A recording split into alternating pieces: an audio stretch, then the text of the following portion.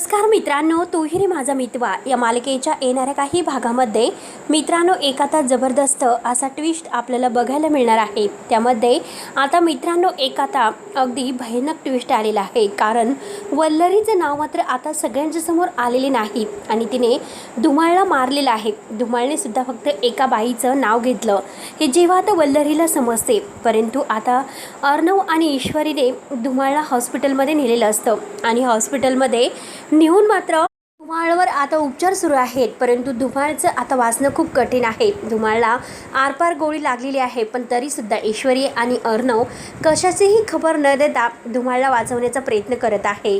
आणि त्याच वेळेस आता ईश्वरीने अर्णव हे हॉस्पिटलला आलेले आहेत। घरामध्ये सगळं काही होऊन सुद्धा वल्लरीने कुणाला काहीच कळून दिलेलं नाही। शेवटी सुप्रिया तेथून निघून गेलेली आहे, परंतु आता धुमाळला नक्की यांनी ठेवलं कुठे यासाठी आता सगळेजण मात्र प्रयत्न करत आहे। म्हणजे वल्लरी सगळ्यांकडून शोधण्यासाठी प्रयत्न करत आहे। त्याचनंतर मात्र आता वल्लरीला असं वाटतं नक्की आता कुठे गेले असेल, सगळं हे काय झालं असेल। आणि धुमाळला तर गोळी लागलेली आहे, म्हणजे धुमाळने नाव न घेता आता तो डायरेक्ट वर निघून गेलेला आहे। आता वल्लरीला असंच वाटत असतं की धुमाळने मात्र कुणाजवळ काहीच सांगितलेले नाही। आणि त्याच वेळेस मात्र आता इकडे अर्णव आणि ईश्वरी घाईने म्हणजे हॉस्पिटलमध्ये आलेले आहेत। वल्लरी आता नक्की हे दोघं कुठे गेले असतील, नक्की काय झालं असेल, त्यांच्यावर अगदी डोळा ठेवूनच असते आणि ते कुठे गेले हे विचारपूस ती करत असते। तेव्हा घरातील कुणालाच त्यांनी काही सांगितलेले नसते, म्हणून ती अर्णवला फोन करते।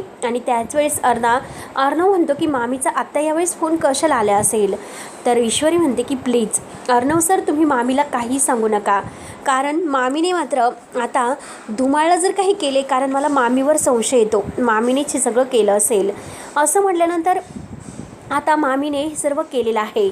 आणि त्याच वेळेस आता अर्णव म्हणतो की हे बघ मामी मी जरा बाहेर आहे, मी हॉस्पिटलला आहे असे अर्णव आता म्हणून जातो। आणि त्याच वेळेस आता धुमाळला गोळी लागलेली आहे आणि न्यूजपेपर आता ती पेपरमध्ये न्यूज आलेली आहे आणि धुमाळवर आता कोणत्या हॉस्पिटलमध्ये उपचार सुरू होत आहे हे मामीला समजलेलं असतं। आणि मामी म्हणते की नक्की अर्णव आणि ईश्वरी तिकडेच गेले असतील आणि नक्की त्या धुमाळलाच काहीतरी विचारायला गेलेले आहे, पण त्यांच्या अगोदर आपल्याला तेथे जायला हवं आणि त्या धुमाळला मारण्याचा काहीतरी प्लॅन मला करावा लागेलच। म्हणून मात्र आता मामी ही अगदी नर्सचा वेश घेते आणि त्यासाठी ती राकेशची मदत घेत आहे। राकेशला म्हणते की हे बघा मला तुमच्या मदतीची खूप गरज आहे आणि आता लवकरच तुम्हाला मला मदत करावीच लागेल। त्यावरती आता लगेच राकेश म्हणतो की ठीक आहे। तेव्हा राकेश आणि आता वल्लरी हे दोघंही मात्र नर्सचा वेश घेऊन येतात आणि वेश घेऊन आल्यानंतर मात्र ते तेथे धुमाळ ज्या केबिनमध्ये आहे ज्या याच्यामध्ये तर तेथे त्या रूमला आलेले आहेत। तेव्हा डॉक्टरही बाहेर गेलेले असतात, पण अर्णव ईश्वरी त्याच वेळेस रिसेप्शनवर आलेले आहेत आणि रिसेप्शनवर येल्या क्षणी तेव्हा आता हे दोघंही आतमध्ये शिरलेले आहेत आणि धुमाळच्या तोंडाला चालणारा ऑक्सिजन मात्र आता काढून लगेच ही वल्लरी बाजूला फेकते आणि धुमाळ तुझे फक्त तू राहिलेले काही सेकंद मोज, तुला आता कोणीही वाचू शकणार नाही। तेव्हा आता वल्लरी मामी मात्र त्याला लगेच तोंड दाबून मारण्याचा प्रयत्न करते। तेवढ्यात मात्र तेथे ईश्वरीनी अर्णव येतात। ईश्वरी आता जोरात ओरडतो, जोरात किंचाळतो की कोण आहे आणि त्याच वेळेस बघतो तर काय राकेश मात्र ढकलून आता तेथून जायला निघतो। राकेश लगेच तेथून पळून जातो, परंतु वल्लरी मामीला मात्र आता अर्णवने धरलेलं असतं, तर मामीचं काही खरं नसतं। शेवटी मामीला ह्या अर्णवने रंगेहात पकडलेलं असतं। ईश्वरी म्हणते की बघितलंस का, आणि हीच ती मामी आहे की मामीने मात्र हे सगळं केलेलं आहे आणि मला तर असं वाटतं की ह्या सगळ्यामागे मामीच असेल। मामीने हे सगळं का केलं आणि हे कुणाच्या सांगण्यावरून केलेलं आहे हे मात्र आता आपल्याला शोधून काढायचं आहे। मामीला मात्र आता ते काही सोडायला तयार नसतात। शेवटी मामीला मात्र आता ते म्हणतात की आज मात्र तू जे गुन्हा केलेला आहे तो गुन्हा तुला कबूल करावा लागेलच। मामी आता तत आणि मम करत असते। मामी म्हणते की मी काही केलेलं नाही, मला खरंच म्हणजे प्लीज मला माफ करा, मी काही केलेलं नाही। आणि त्याच वेळेस मात्र आता ईश्वरी पुढे येते।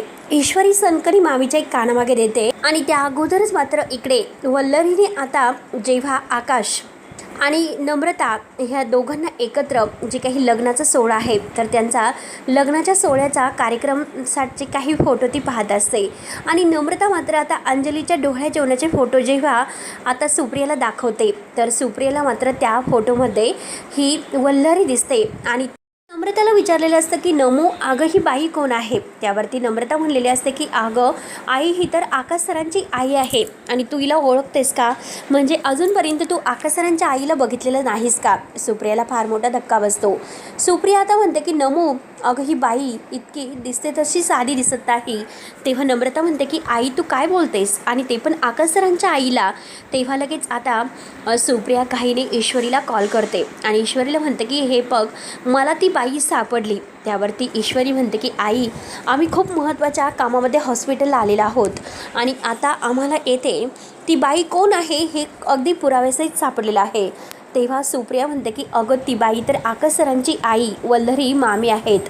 तर आता हे ऐकल्यानंतर ईश्वरी म्हणते की आई तुझं बरोबर आहे कारण तीच आहे, जेणेकरून मात्र मी तिला फोटोमध्ये सुद्धा बघितलं आणि तेव्हाच मी ओळखलं आणि ह्या बाईची आणि माझी मागेच भेट झाली होती आणि तेव्हा मी तिला सगळं काही विचारत होते. त्यानंतर मात्र लगेच आता ईश्वरी जेव्हा फोनवर बोलत असते तर वल्लरी तिथून पळून जाण्याचा प्रयत्न करते पण अर्णव म्हणतो की मामी नाही, हे बघ आत्तापर्यंत तू जे केलेलं आहे तर त्याची शिक्षा मी तुला देणारच आहे आणि अशी तशी शिक्षा मी तुला देणार नाही, डायरेक्ट मी तुला माझ्या आईसारखी फाशीची शिक्षा देणार आहे. तर तेव्हा आता वल्लरीला फार मोठा धक्का बसतो. वल्लरी म्हणते की अरे तू काय करतोस अर्णव. आणि त्याच वेळेस आता राकेश मात्र वल्लरीला मामीला म्हणजे वाचवण्यासाठी आलेला असतो आणि म्हणतो की हे बघ. आणि त्याच वेळेस मात्र अर्णवने मामीला सगळ्यांच्या समोर घरी आणलेलं असतं आणि आता इकडे धुमाळवर बारीक लक्ष ठेवून पोलिसांना तेथे थांबण्यासाठी सांगितलेलं असतं, जेणेकरून आता धुमाळच्या जीवाला काही धोका नको. आता सगळीकडे बातमी पसरलेली असते की ऐन वेळेस धुमाळला झालं तरी काय आणि धुमाळला गोळी कोणी मारली. त्याच वेळेस मात्र अर्णव आणि ईश्वरी यांना आता मात्र हे दोषी ठरवलं जातं कारण अर्णवलाच भेटायला मात्र धुमाळ गेलेला आहे आणि ते पण नाटक करून आता जे काही अर्णव तेथे गेलेला असतो आणि त्यामध्ये अर्णवला तेथे ओढण्यात येते आणि अर्णवने हे सगळं केलेलं आहे असे जेव्हा आता सगळ्यांच्या समोर येते तर अर्णवने काही केलेलं नसतं. ईश्वरी मात्र पुढे येते. ईश्वरी म्हणते की अर्णव सरांची यात काहीही चूक नाही, आम्ही धुमाळला भेटायला गेलो होतो परंतु आम्हाला धुमाळकून अशी काही माहिती हवी होती जेणेकरून मात्र आमच्या म्हणजे आईबद्दल आणि बाबाबद्दल धुमाळने असे काहीतरी न्यूज छापली होती, त्याचा आत्तापर्यंत त्याने इतका फायदा करून घेतला आणि त्या बाईचा सुद्धा. तर आता मात्र अर्णव हा वल्लरी मामीची गचंडी धरत तिला घरी घेऊन येतो, सगळ्यांच्या समोर तिला ढकलून देतो आणि म्हणतो की ही तीच आहे ज्या बाईने माझ्या आईच्या मृत्यूला कारणीभूत ठरलेले आहे, माझ्या आईचा संसार उद्ध्वस्त केलेला आहे. रमाकांत म्हणतो की हो आणि हीच ती आहे, म्हणजे येणेच मात्र आता जो बदला घ्यायचा ठरवला होता कारण सात्विकाने हिच्या एकदा कानामागे दिली होती आणि त्याच गोष्टीचा त्या अपमानाचा बदला शेवटी तिने असा उलटवला. तर आणि मला वाटलं नव्हतं की दुसरं कुणी असं काही करेल, पण हे सगळं हीच करेल हे मला वाटलं होतं कारण त्यावेळीसुद्धा आमची पार्टी होती, त्या पार्टीमध्ये हिने हार वगैरे चोरलेला होता आणि हे सगळं मात्र ही वल्लरी करू शकते हे मला माहिती आहे, मी खात्रीने सांगतो. आणि आता आजीला फारच राग येतो पण त्याच वेळेस आता पोलीस घरी येतात आणि पोलीस म्हणतात की धुमाळ मर्डर केसखाली अर्णव राजशिर्के यांना अटक करण्यात येत आहे. पण त्याच वेळेस ईश्वरी पुढे येते आणि ईश्वरी म्हणते की धुमाळ मर्डर जो काही आता झालेला आहे तो अर्णव राजशिर्के यांनी नाही तर वल्लरी देशमुख यांनी केलेल्या सांगितलेल्या माणसांनी हे सगळं केलेलं आहे आणि आता किती काही झालं तरी आता ह्या मामीला शिक्षा होणारच.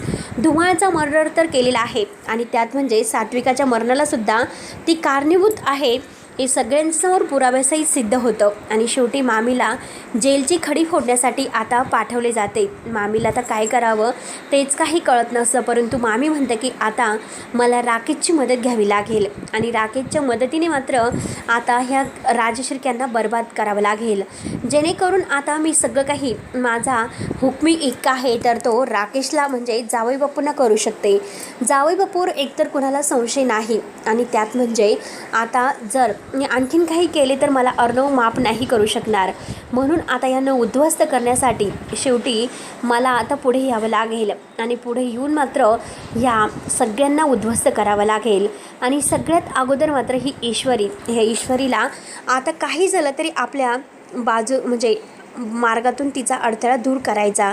म्हणूनच ती पहिली आहे की ईश्वरी, आणि त्या ईश्वरीला मी सोडणार नाही. किती काही झालं तरी आता तिला मरावं तर लागेलच. म्हणून ती राकेशला जेलमध्ये भेटायला बोलवते आणि राकेशला म्हणते की यापुढे मात्र तुम्ही ईश्वरीवर काटा धरायचा, ईश्वरीला मारण्याचा प्रयत्न करायचा, जेणेकरून आता ईश्वरी या जगातून कायमची गेली तर मात्र आपलं सगळं काही रान मोकळं असेल. म्हणून मात्र राकेश म्हणतो की ईश्वरीला तर मी मारू शकत नाही, पण त्या अर्णवला मी नक्की मारू शकतो. आणि आता वल्लरी म्हणते की ठीक आहे, त्या संपवण्याचे जे काही पैसे आहेत तर मी देईल, परंतु लवकरात लवकर मला जेलच्या बाहेर काढावं तुम्हाला लागेल.